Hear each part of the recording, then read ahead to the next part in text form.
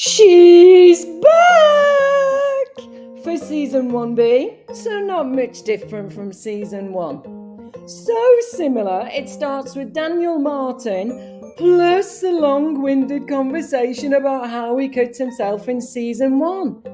They really try hard to make Daniel interesting, but same as before, he just talks about makeup and his sweet tooth.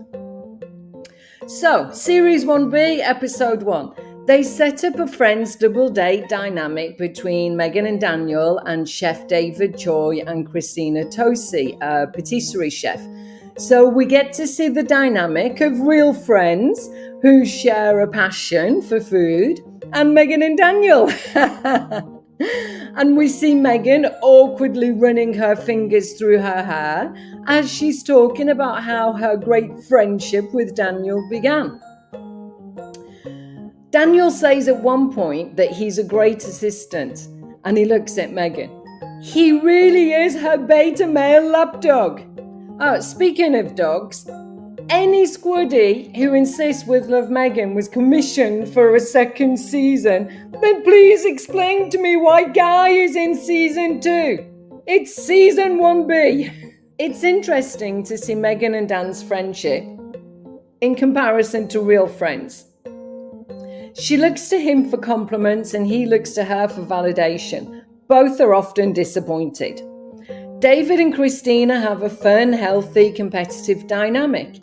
They joke, compliment, and actually look at each other and enjoy each other's company and friendship. Meghan and Daniel have a business relationship, and Meghan is clearly the CEO of the only business relationship she's managed to maintain.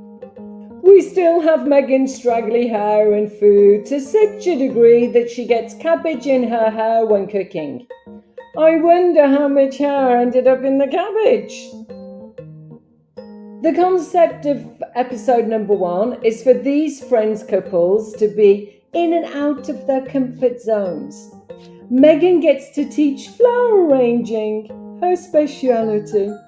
They said that Meghan won, but I prefer Daniel's. Which one do you prefer? There were thousands of flowers for this activity, and we learned that Meghan is a samurai because she does flower arranging and calligraphy. Dear me. Christina was in charge of homemade graham cracker s'mores.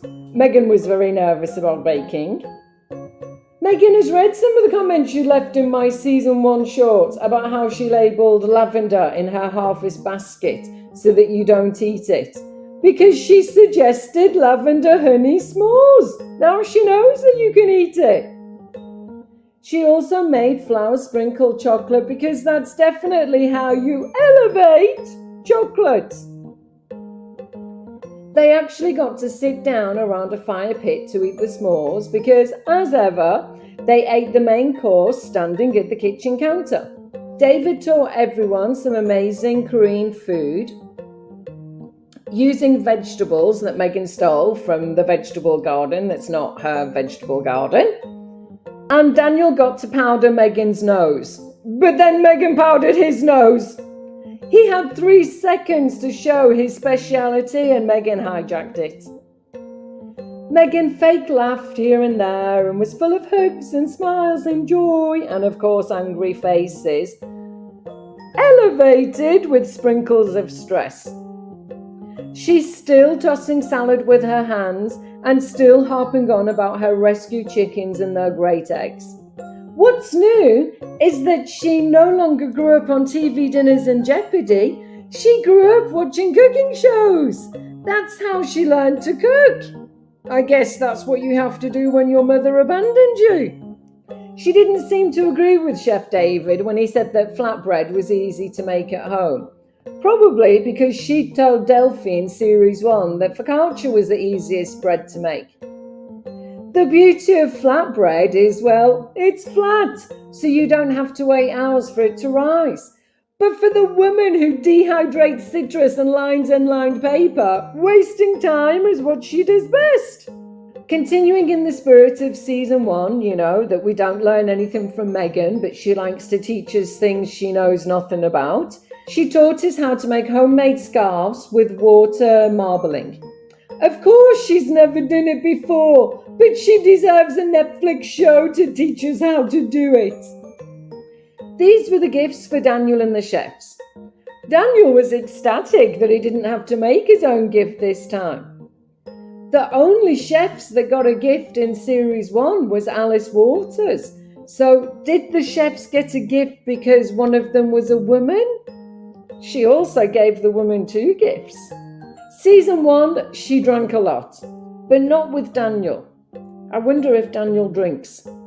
She served drinks that appeared to be big glasses of water for Daniel and Christina and shots for herself and David. Time will tell how much boozing she's going to do this season. I'm going to review every episode, so make sure you're subscribed for more fun. Overall, episode 1 was pretty boring unless you're a #1 fan of Meghan and Daniel. But as ever with Meghan's cooking show, interesting because she has talented chefs who make some great food. See you for episode 2 with Chrissy Teigen. I'm looking forward to that dynamic.